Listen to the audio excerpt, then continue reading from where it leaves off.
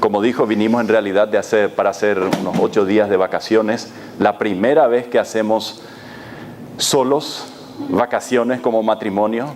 Nuestros hijos están entre los 12 y los 20 años y estamos contentos de poder estar con ustedes hoy aquí en esta mañana y más que una predicación, testificarles del trabajo que estamos realizando en Paraguay. Mi nombre es Leo, en realidad Leonard Jans, mi esposa se llama Gudrun y queremos contarles también algunas cosas de nuestra vida familiar y eso lo va a hacer mi esposa. Bueno, yo solo voy a presentar la familia, los hijos. Estuve sorprendida, qué correcto estuvo David, cómo se recordó de todos los detalles. No sé cuándo le contamos esa historia y todavía no sabía cómo nos conocimos. Sí, casi tenemos 25 años de casados el año que viene y por eso queríamos hacer un viajecito así un poco más lejos. Sí. Y nuestra hija menor se llama Eliana, tiene 12 años. Después viene Mose, tiene 15. Timo tiene 17, ya está en el último año del colegio. Joel tiene 19 y se está preparando para estudiar medicina, está haciendo un cursillo de ingreso. Y Rocío tiene 20 y está haciendo trabajo social y teología. Todos viven en Asunción y están ahí ahora solitos en casa. O en la iglesia, mejor dicho. Sí. Esperemos que estén en la iglesia. Sabemos que sí. Sí, en el 94 nos casamos, mi esposa y yo. Ella estudió como traductora en Alemania. Ella es traductora inglés, alemán y español. Pero ahora está en la universidad en Paraguay porque no se reconoce el estudio, entonces tiene que haber terminado la licenciatura de uno de esos lenguajes. Entonces ya 2 años cursó la lengua inglesa y le faltan 2 años para ser traductora oficial también en Paraguay. Luego fuimos a un instituto bíblico en Alemania, finales de los años 90. Después volvimos a Paraguay, en Asunción, servimos en nuestra iglesia Hermanos Menonitas. Somos de una iglesia menonita también de habla alemana. En el primer culto, nosotros vamos en el primer culto, en el segundo culto es en español a partir de las 11 horas, donde van algunos de nuestros niños. Luego servimos por 3 años en el ministerio FLET, y damos gracias a Dios por haber servido con este hermoso material y hemos visto y conocido las necesidades de las iglesias en el Paraguay y ahí realmente... Contá lo que es FLET para los hermanos. Sí, FLET es un curso, es un ministerio de cursos bíblicos. FLET significa Facultad Latinoamericana de Estudios Teológicos. Y creo que en los años 60 o 70 fue un tema muy grande en Latinoamérica. Casi no había instituciones bíblicas, no se podía ir a una ciudad a hacer. Creo que en Paraguay antes de ese tiempo todos tenían que ir a Buenos Aires para estudiar la Biblia. Y en ese tiempo en Paraguay era el único seminario que se podía realizar. Entonces estuve trabajando algunos años conociendo la realidad de las iglesias, no solamente en la ciudad, sino en el país, en todo el país.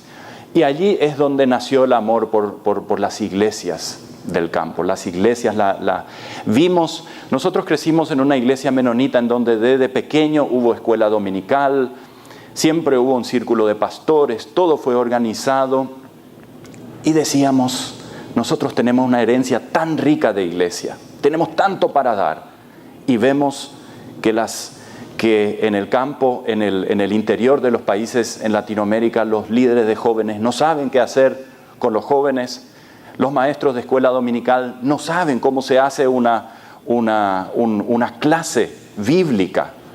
Simplemente juegan cosas con los niños. Y allí nació la idea de crear esta revista, que es justamente para los obreros en Paraguay. Nació como un material de capacitación continua para los obreros dentro de las iglesias. Tenemos las secciones prácticamente para los diferentes grupos de obreros de la iglesia. Por ejemplo, una sección para maestros de escuela dominical. Sale mensualmente. Vendemos aproximadamente entre 2.500 y 3.000 ejemplares cada mes y llega a las iglesias en la ciudad como también en el interior del país, y estamos vendiendo algunos también hacia los países vecinos, Argentina y también Bolivia. Pero Nuestra idea es en un futuro próximo poder imprimir la revista también en Lima y también en Buenos Aires, porque recibimos muchos pedidos. Entonces es una revista para los obreros que no han tenido la oportunidad de formarse en alguna área. Trajimos algunos ejemplares, después podemos dejarlos aquí para ustedes. Entonces allí en FLET, con los cursos bíblicos, nació en nosotros ese amor por las iglesias. Y ahí un día estuvimos entre 3, 4 obreros y viene el director, uno de los presidentes del ministerio FLET, dice: mira, Leo, en Alfalit hace falta alguien que esté dirigiendo la obra, yo me quiero alejar, ¿no querés tomar la posta de ese ministerio? Decidimos en oración seguir ese camino y ahora, como dijo David, desde hace 11 años estamos en el ministerio de Alfalit, que es un ministerio de alfabetización. Y cuando vamos en Alemania, lo primero que preguntan: ¿hay personas hoy día que no saben leer y escribir? ¿Existe eso? Y enseguida les voy a dar algunas estadísticas acerca de eso. Entonces queremos compartir de nuestro trabajo de la alfabetización y también especialmente contar algunos testimonios de los obreros de nuestro trabajo de alfabetización, cómo el Señor los está usando para transformar las sociedades y que las personas puedan conocer a Cristo. Y quiero hablar del tema del servicio a Dios, porque allí en Alfalit, como también antes en FLET, estamos al servicio de la iglesia, estamos al servicio de las personas y sobre todo sirviendo a Dios. Y me gustaría iniciar con un texto de Marcos 10, del versículo 35 a 45, Marcos 10, del versículo 35 al 45, una situación que podría darse hoy en día en la iglesia. Una situación muy normal. Santiago y Juan, hijos de Zebedeo, se acercaron a Jesús y le dijeron: Maestro, queremos que nos hagas el favor, ¿qué vamos a pedirte? Famoso el favor, ¿sí? Pedir favores. Y él les preguntó: ¿qué quieren que haga yo por ustedes? Versículo 37, le dijeron: concédenos que en tu reino glorioso nos sentemos uno a tu derecha y otro a tu izquierda. Jesús le contestó: ustedes no saben lo que están pidiendo. ¿Pueden beber este trago amargo que voy a beber yo y recibir el bautismo que yo voy a recibir? Y ellos contestaron: podemos. Jesús les dijo: bueno, ustedes beberán este trago amargo y recibirán el bautismo que yo voy a recibir, pero el sentarse a mi derecha o a mi izquierda no me corresponde a mí darlo, sino que le será dado a aquellos para quienes está preparado. Cuando los otros 10 discípulos oyeron esto, se imaginan, se enojaron con Santiago y Juan, pero Jesús los llamó a todos y les dijo: como ustedes saben, entre los paganos hay jefes que se creen con derecho a gobernar con tiranía a sus súbditos. Y los grandes hacen sentir su autoridad sobre ellos. Pero entre ustedes no debe ser así. Entre ustedes no debe ser así. Al contrario, el que quiera ser grande entre ustedes deberá servir a los demás. Y el que entre ustedes quiere ser el primero deberá ser el esclavo de los demás. Porque ni aun el Hijo del Hombre vino para que le sirvan, sino para servir y dar su vida en rescate por una multitud. Qué cambio de perspectiva del tema del liderazgo. Qué cambio de cosmovisión que Dios está presentando. 2 discípulos llegan, se acercan a Jesús y piden un favor. Muy común. Acercarse al líder y queremos un favor. El día que vos estés ahí gobernando arriba, queremos estar a tu lado. Ya sabes, nosotros somos buenos, somos fieles, nos conoces. Y Jesús le dice: no me corresponde a mí decidir eso. Y Jesús les explica 2, 3 conceptos de liderazgo. En primer lugar les dice cómo son los líderes de este mundo. Los líderes de este mundo, los jefes, los gobernantes oprimen a los súbditos. a sus funcionarios, a los empleados. Pero entre los cristianos, y marca una diferencia, entre los cristianos debe ser diferente. ¿Cómo va a ser? Los grandes deben servir y ser humildes. Y va un paso más, el primero inclusive debe ser esclavo de todos. Es decir, el primero debe ser el último. Y se toma el ejemplo de sí mismo. Ni el Hijo de Dios vino para ser jefe. Y me imagino que no habrán entendido. Ni yo he venido para ser un jefe, un gobernante o un líder, sino he venido para ser siervo y ser obediente hasta la muerte. Ese es el ejemplo de nuestro Señor Jesucristo. Esos son los conceptos que nuestro Señor Jesús da a sus discípulos y lo da al grupo entero de lo que es el verdadero servicio a Dios, o para decirlo de otra forma, el liderazgo como funciona dentro del reino de Dios. Los discípulos se confrontaban a un paradigma totalmente nuevo. Jesús hablaba de ser esclavo, de ser el último, de ser siervo, y me imagino que no lo entendían. Les quiero compartir el ejemplo de 3 líderes que estamos teniendo en Paraguay, que fueron personas que que dejaron usar sus vidas a través del proyecto de alfabetización y que lograron tener una influencia y un cambio positivo en la zona siendo siervos. Algunos datos de Paraguay y cómo funciona el trabajo de la alfabetización. Paraguay es un país pequeño, tiene 7 millones de habitantes. La ciudad de Asunción, como creo que todas las grandes ciudades, tiene 2,2 millones de habitantes, una ciudad bastante grande. Bueno, en comparación con otras que tienen 5 o 10 millones, es pequeña todavía. Pero la realidad de los datos oficiales del analfabetismo ronda por los 2 a 3%. Y diríamos que es muy bajo. Pero nosotros vemos que la realidad es totalmente otra.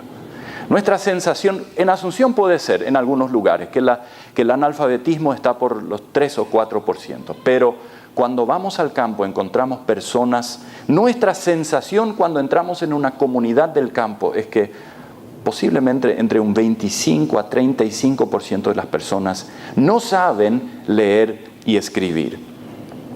Y generalmente estas comunidades son comunidades poquito más alejadas, en donde también la cobertura del Estado no llega tan bien como los servicios educativos o la electricidad o los otros servicios que provee el Estado. Muchas veces lo único que tiene una comunidad así lo único que tienen es un comisario para mantener el orden en la zona, pero no hay electricidad, no hay agua, no hay nada.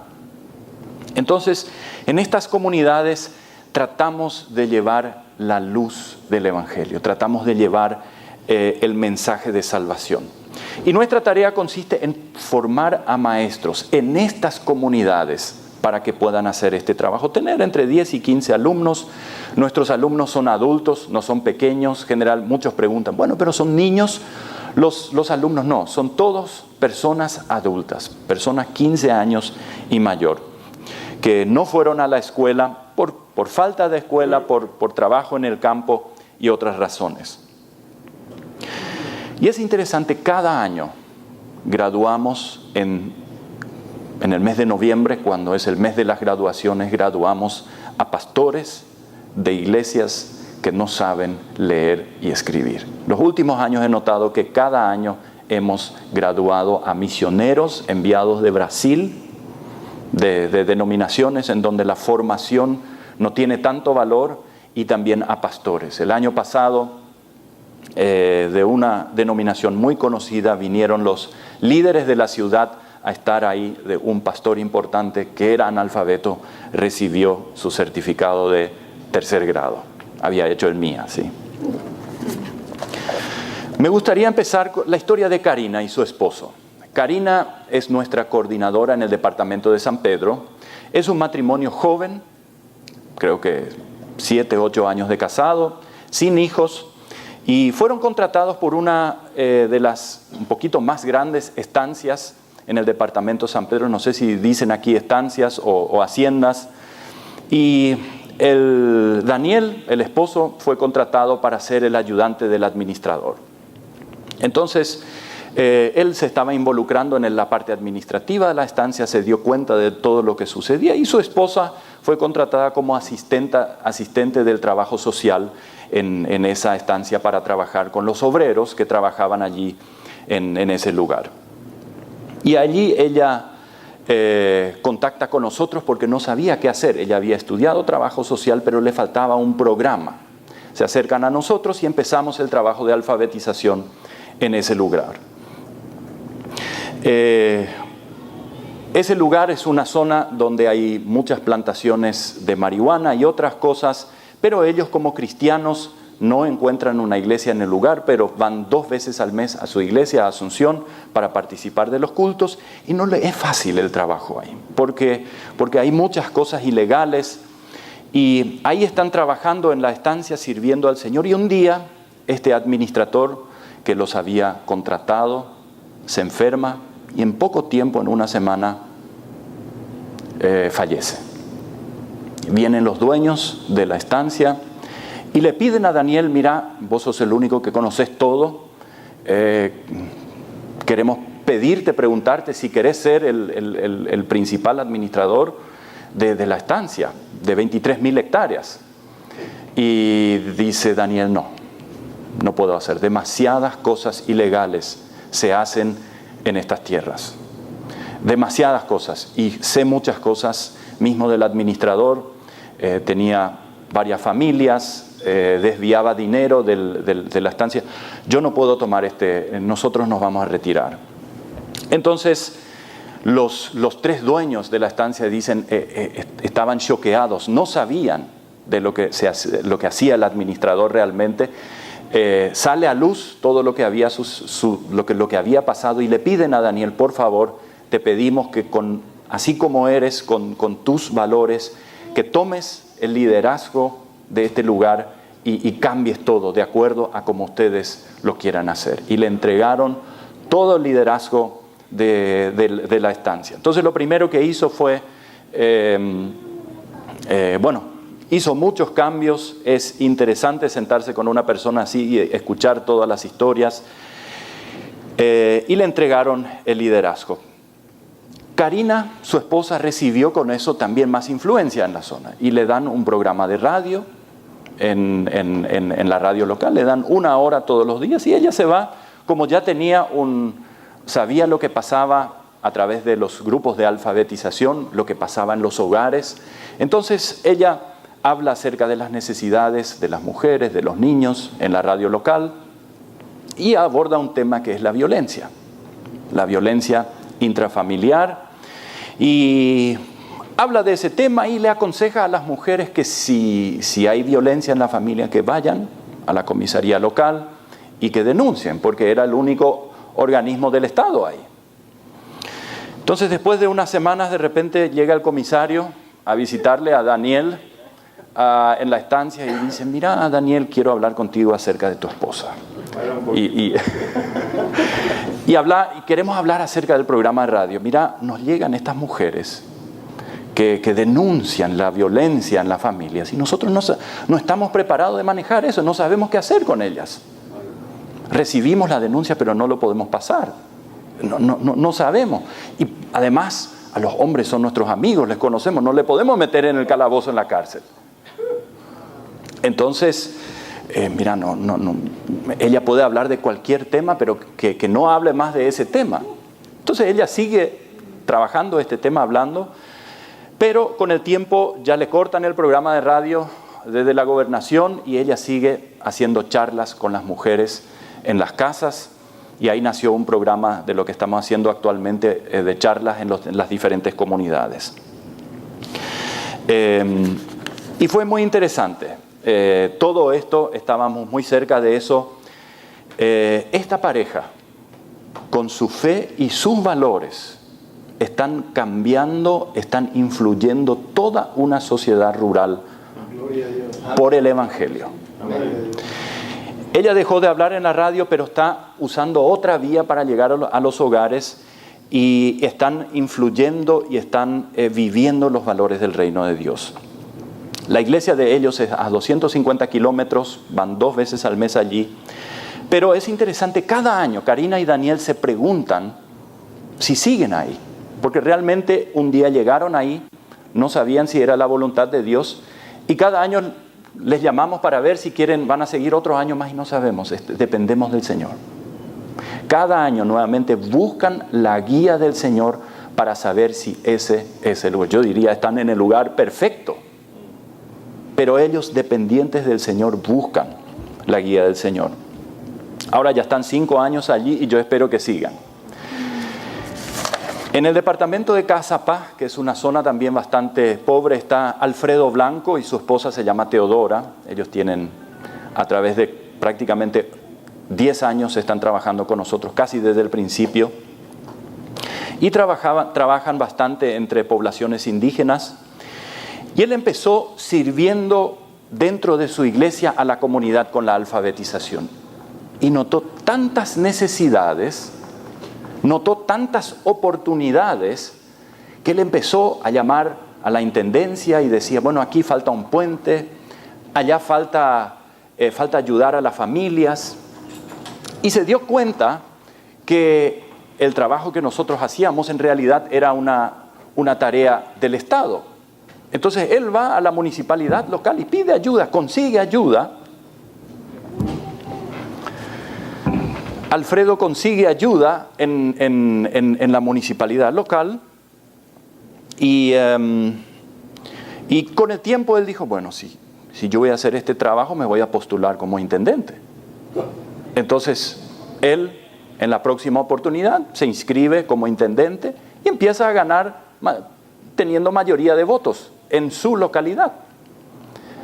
Entonces corre, así como ustedes conocen Latinoamérica con la foto de la cara y todo lo demás, así como se hace. Entonces llega el día de la votación y el grupo opositor cierra la calle y a toda persona que entra para votar le ofrece un 100.000 guaraníes. 100.000 es el billete más grande, son quizás $20. Son todos millonarios en Paraguay. Le ofrece $20 a cada uno de los votantes. Y él no se había esperado eso. Pero es la forma como se manejan las cosas allá. Entonces, yo hablé con él. Él estaba, por supuesto, enojado y todo lo demás. Pero dijo, mira, yo sigo sirviendo al Señor. Y lo voy a hacer aún más en mi comunidad. Para demostrar que no lo hago para estar sentado allí, sino para servir a la gente. Con el tiempo, los políticos y los gobernadores locales notaban lo que él hacía. Y la última vez cuando nos vimos, él decía, mira, pasó algo increíble.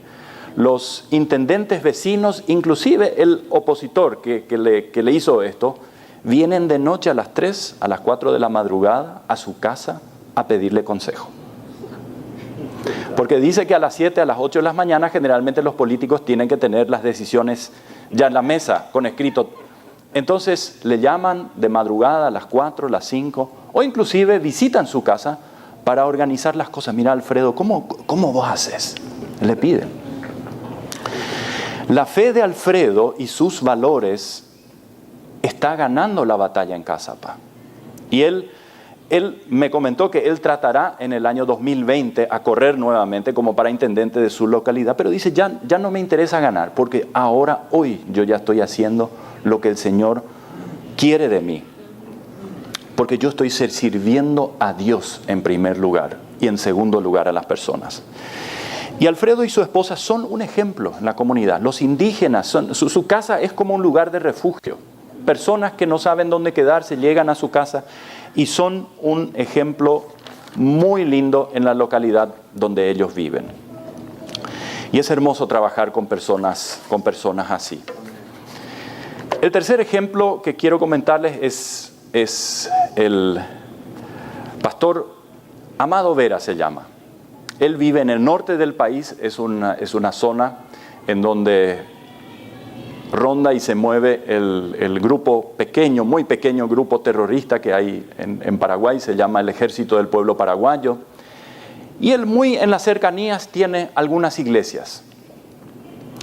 Él es un pastor que creció en un contexto de analfabetismo. Su esposa, su familia han sido analfabetos, se formaron con Alfa-Lit.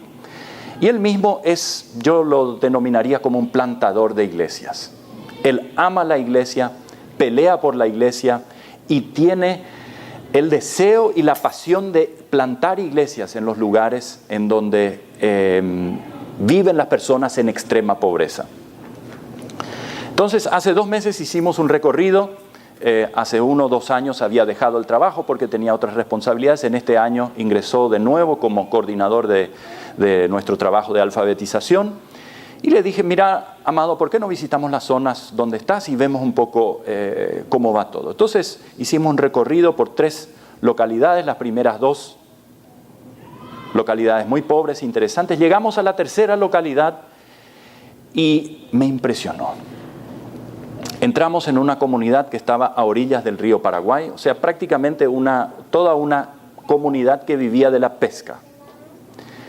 Muy pobre, entramos allí en la comunidad y él andando con el vehículo que estamos teniendo, ¿verdad? Me dice, vamos a hacer un recorrido por la ciudad, te muestro las instalaciones del Estado. Aquí, esta es la comisaría, me dice. Y yo vi un edificio de quizás 5 por 2 metros, ¿verdad? Era una ciudad prácticamente quedada en el tiempo, o sea, olvidada en el tiempo. Los edificios del Estado eran edificios construidos quizás en el año 1940, 50, y así como habían construido en aquella época, así funcionaban hoy día. El comisario con su mesa de madera, ahí mismo sentado la bandera de Paraguay, enfrente de la comisaría. Te voy a mostrar la municipalidad. Seguimos el camino, miramos la municipalidad, pero un edificio viejo. Sí, funciona, aquí trabaja el intendente de esta localidad. Había quizás 200 o 300 familias, pero mi sensación era que 80% de las personas eran analfabetas en ese lugar. Realmente un lugar olvidado por el Estado. Entonces me dice, vamos a visitar, hay 2 iglesias aquí. Una se está disolviendo y la otra está funcionando. Y dice, vamos a visitarle al pastor. Entonces visitamos al pastor, vamos a su iglesia y digo, esta es la iglesia. Y vemos nada más una carpa de plástico de quizás 7 metros por 5, una carpa de plástico, así como cuando los niños juegan casita y se hacen con un techo así.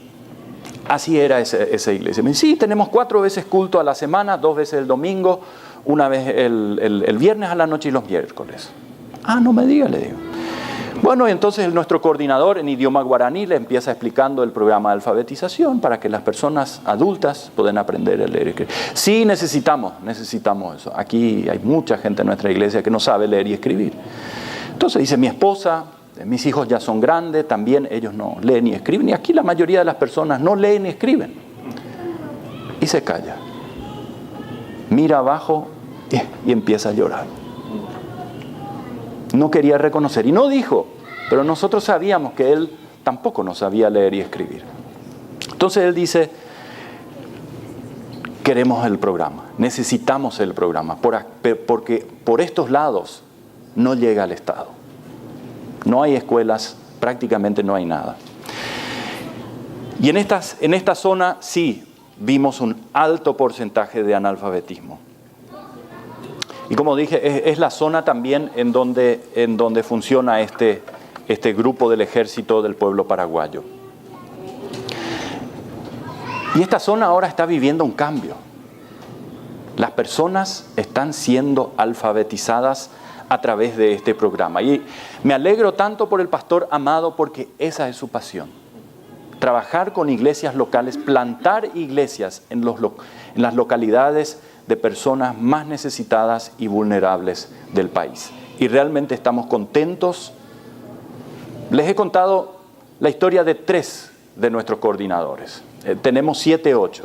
Está la profesora Águeda, que empezó como analfabeta en Alfa-Lit, o sea, antes de mi tiempo se alfabetizó con el MOA.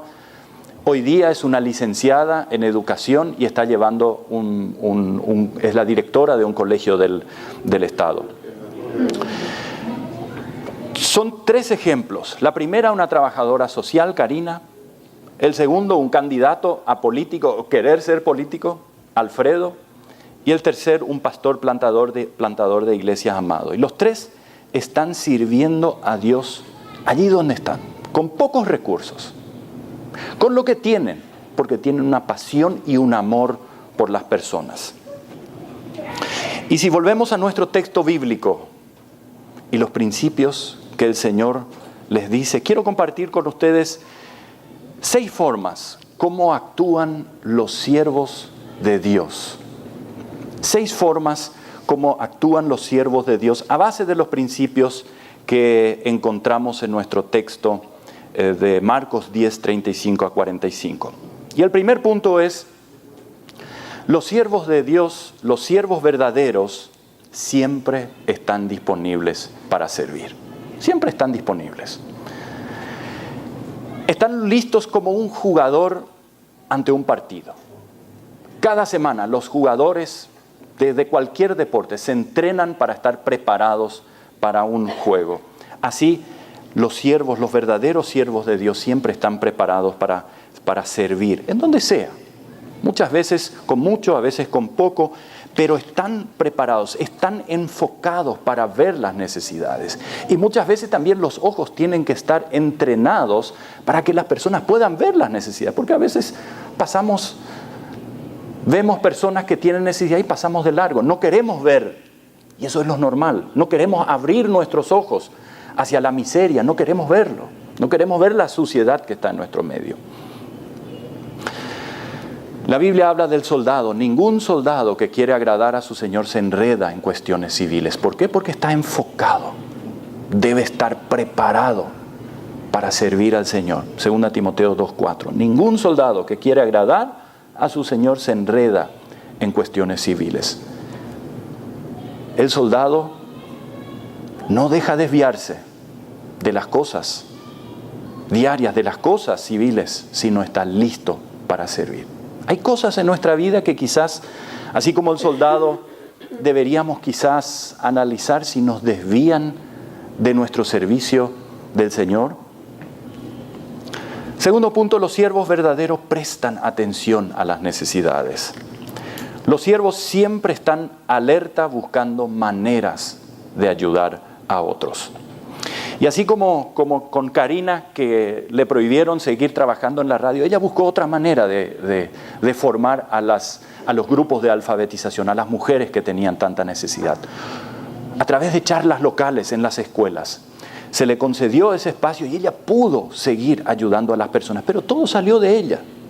A veces cuando estoy sentado con Daniel y Karina, les digo, ustedes deberían escribir un libro de las cosas que viven aquí. No, son las cosas que aquí pasan. Todos vivimos eso, dicen. Para mí, esos son verdaderos héroes que están haciendo un trabajo dentro del cuerpo de Cristo. Y nosotros estamos unidos con ellos, a través del Espíritu, unidos a través del cuerpo de Cristo. Cuando ven una necesidad, aprovechan la oportunidad para atenderla, tal como la Biblia nos manda. Gálatas 6:10, cuando tengamos la oportunidad, tenemos que hacer el bien a todos, especialmente a los de la familia de creyentes. Tercer punto, los siervos verdaderos hacen lo mejor con lo que tienen. Y ese es un punto que a mí me asombra cuando trabajamos especialmente en el campo. Los siervos no dan excusas. Así como Alfredo bueno, no logré ser intendente, tuvo una pequeña crisis, pero dijo, yo quiero servir, yo quiero seguir, porque esto no me va a atajar a seguir trabajando. No esperan hasta que mejoren las circunstancias. Los siervos nunca dicen, bueno, uno de estos días vamos a seguir haciendo las cosas, así como debe ser. Uno de estos días, cuando haya un poco mejores condiciones, vamos a seguir. Ellos simplemente hacen lo que se debe hacer, lo que ellos sienten. Porque si vamos a esperar las perfectas condiciones, creo que va a tardar mucho hasta que lleguemos a hacer. Nunca. Entonces, desafiemos a nosotros mismos. ¿En qué situación estás? ¿Qué tenés en tus manos? Con eso estoy seguro que podés hacer mucho. Los siervos verdaderos cumplen su tarea con la misma dedicación. Los siervos de Dios hacen todo de corazón. El tamaño de la tarea muchas veces es irrelevante. La pregunta muchas veces necesita de que se haga y están disponibles. Porque Jesús, nunca llegamos a un nivel en la vida en el que tendremos tareas tan insignificantes que no puedan ser hechas. Los siervos de Dios se dedican con dedicación a las tareas que se les presenta y aprovechan cada situación. Los siervos verdaderos son fieles a su ministerio. Son fieles a lo que han empezado. Los siervos, lo que han empezado, también siguen con eso, se quedan con esto hasta que acaban la tarea, hasta que cumplan con sus responsabilidades y lo que se han propuesto. Y muchas veces digo, eso es algo que el Espíritu de Dios mueve en nosotros. Porque el espíritu del hombre es empezar algo y con el tiempo dejar las cosas. Ese es el espíritu de nosotros. Y si miramos en nosotros mismos, así somos. Cuando empezamos algo, en Paraguay hay un término para eso, de que las cosas queden en oparei, quedan en el así nomás, no se sigue haciendo, que dejamos en el olvido. La fidelidad siempre ha sido una rara cualidad en el mundo, pero los siervos de Dios son personas que cuando empiezan algo, siguen con eso, con la fuerza de Dios, con la fuerza del Espíritu Santo que nos mueve a llevar a cabo ese compromiso. Pensemos en qué hemos sido fiel y quizás en qué hemos sido no tan fiel, o cuáles son cosas que quizás deberíamos seguir. Dios nos ha prometido recompensar nuestra fidelidad. Mateo 25, 23 dice: bien hecho, mi buen siervo fiel. Has sido fiel en manejar este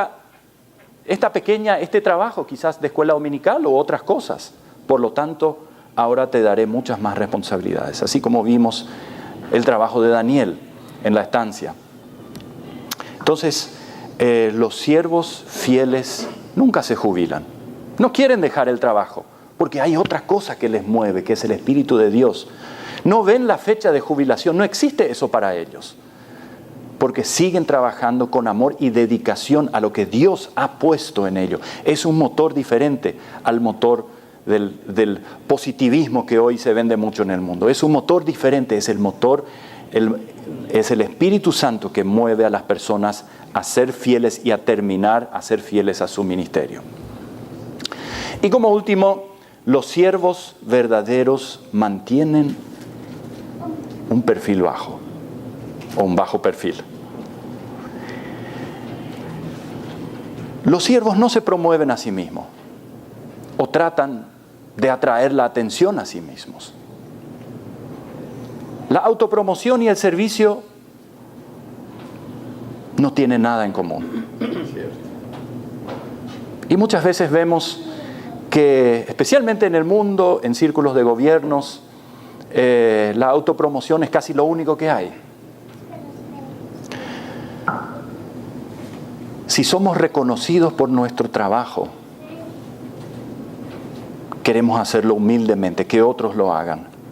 Pero no permitamos que la popularidad nos distraiga de nuestro trabajo. Yo creo en el reconocimiento, especialmente a aquellos que han hecho una tarea y que otros estén reconociendo ese trabajo. En lugar de actuar para impresionar y demostrarse como si fueran personas exitosas, se ponen el delantal de la humildad para servir a otros.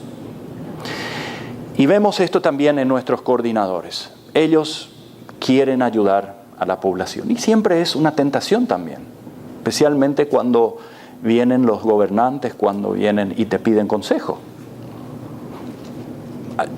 Yo sé que Alfredo podría aprovechar esos contactos para hacer favor y decir, mira, ayúdeme a hacer en la próxima intendencia.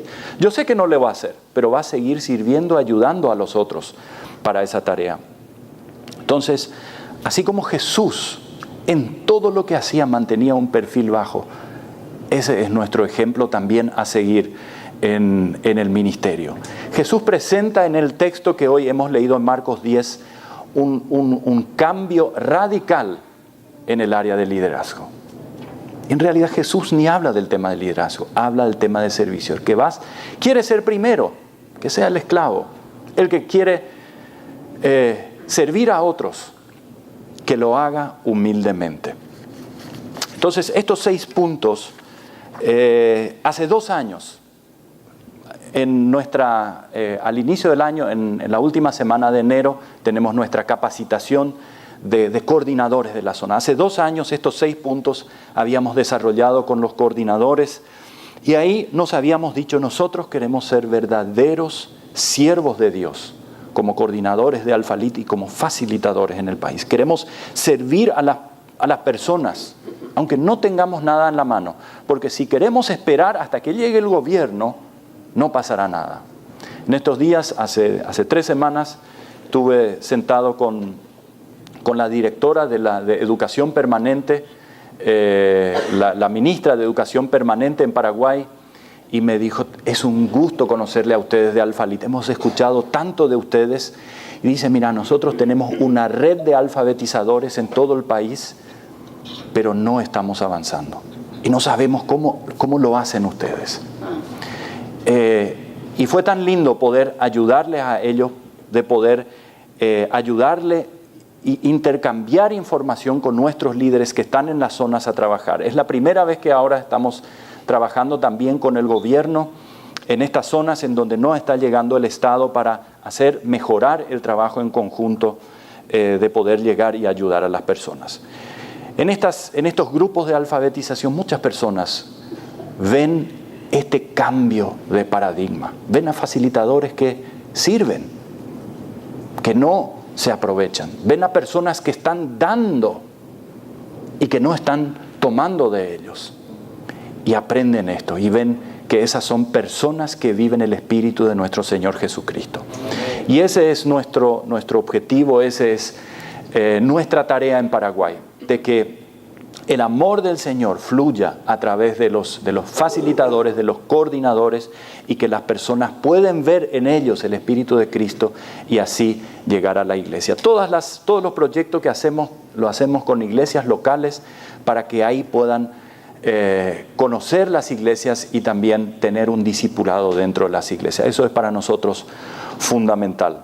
Entonces, esto ha sido un poquito de nuestro trabajo. Muchas gracias de poder haber compartido estos testimonios. Nosotros aquí estaremos unos días más en Miami, después seguimos. En este año los primeros 3 meses han sido muy intensos, generalmente son los meses de mayor trabajo en el tema de la alfabetización porque hay que levantar los grupos, tenemos 1.500 alumnos más o menos cada año y se necesita hacer las inscripciones, entonces a partir